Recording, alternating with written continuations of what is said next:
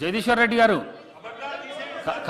ఖబర్దార్ అనే పదాన్ని పరిశీలించి తీసేస్తాము, తొలగిస్తాము. రాజగోపాల్ రెడ్డి గారు అది వాళ్ళు రెచ్చగొట్టడం వల్ల అటువంటి పదం ఉపయోగించడం. గతంలో కూడా నేను ఎమ్మెల్యేగా ఉన్నప్పుడు రాజగోపాల్ రెడ్డి సబ్జెక్ట్ నువ్వు చెప్తే మాట్లాడతామా? మేమేం మాట్లాడదు తెలుసు.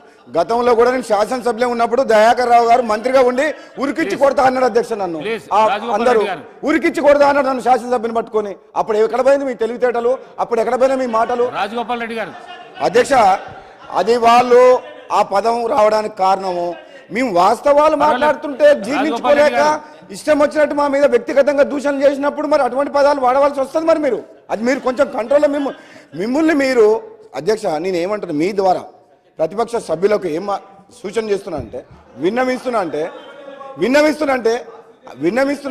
ఒక్క నిమిషం 10 రోజులకే ఇంత అసహనం ఇంత ఫ్రస్ట్రేషన్ అయితే ఎట్లా అధ్యక్ష?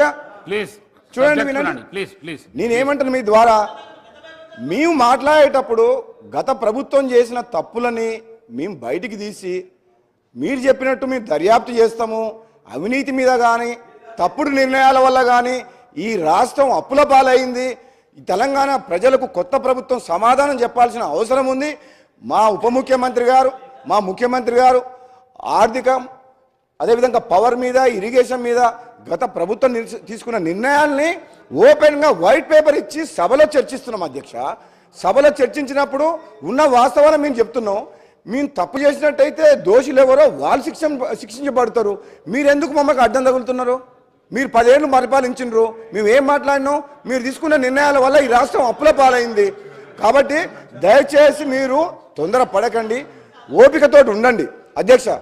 అదేవిధంగా అధ్యక్ష నేనేమంటున్నా, యాదాద్రి పవర్ ప్లాంట్ కావచ్చు,